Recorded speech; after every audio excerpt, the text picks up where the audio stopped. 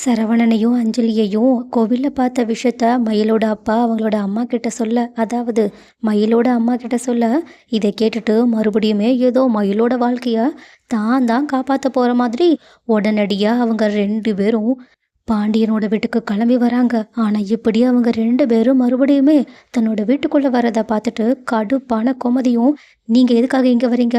முதல்ல இங்கிருந்து வெளியே போங்கன்னு கத்த ஆரம்பிக்கிறாங்க. ஆனா என்னமோ இவங்க எந்த தப்பு பண்ணாத மாதிரியும், சரவணன் இப்போ தன்னோட பொண்ணுக்கு ஒரு துரோகத்தை பண்ணிக்கிட்டு இருக்காங்கன்ற மாதிரியும் ஒரு கேவலமான வார்த்தையை எடுத்து வர்றாங்க.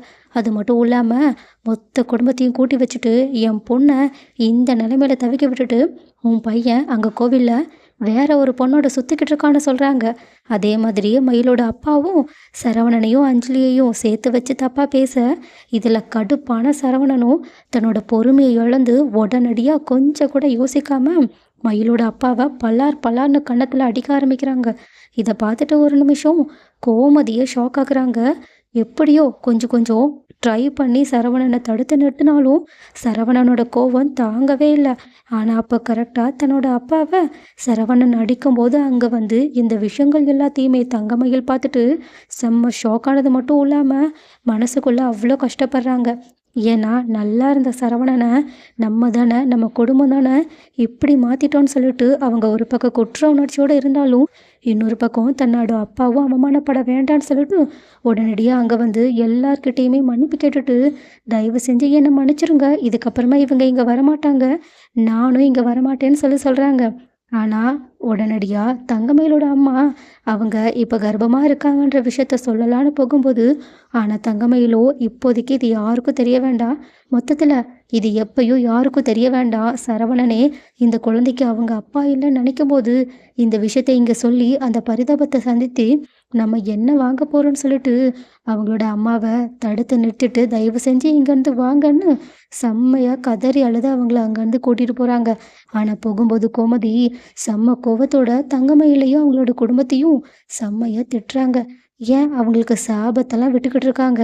இதை பார்த்துட்டு மனசு உடைஞ்சு போன தங்கமயிலும் கதறி அழுதுகிட்டே அவங்களோட அப்பா அம்மா கிட்ட, எனக்கு இன்னொன்று எவ்வளோ சாபத்தை தம்மா தேடித்தர போற, இப்போ உன்னால என் குழந்தையும் அந்த சாபத்தை வாங்கிக்கணுமா, தயவு செஞ்சு என் குடும்ப விஷயத்துல நீ தலையிடாதம்மா, என் வாழ்க்கை எப்பயோ முடிஞ்சு போயிடுச்சு, நீங்க பண்ண தப்புக்காக தண்டனையை நான் அனுபவிச்சுக்கிட்டு இருக்கேன், ஆனால் அதை என் குழந்தையும் அனுபவிக்க கூடாதுன்னு ஆசைப்படுறேன், தயவு செஞ்சு இதுக்கப்புறமா இந்த விஷயத்துல தலையிடாதீங்கன்னு சொல்றாங்க.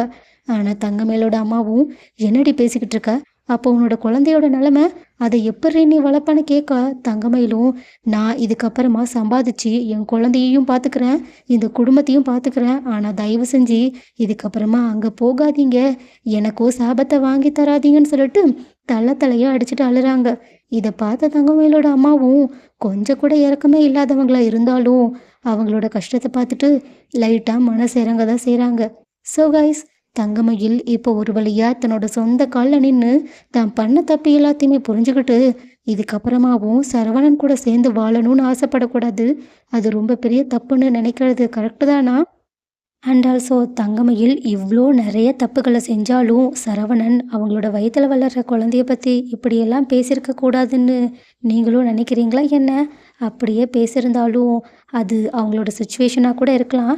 அண்ட் இந்த டைரக்டர் பண்ணுறத பார்த்தா நமக்கு தங்கமயில நல்லவங்க மாதிரியும் அவங்கள பாவம் போலையும் காட்டுற மாதிரியும் சரவணனை கொஞ்சம் வில்லன் மாதிரி மாற்ற ட்ரை பண்ணுற மாதிரியும் தோணுது. பட் என்ன இருந்தாலும் சரவணன் எப்பேற்பட்டவங்க, அவங்களோட கேரக்டர் இவ்வளோ ஸ்ட்ராங்குன்னு நமக்கு நல்லாவே தெரியும்.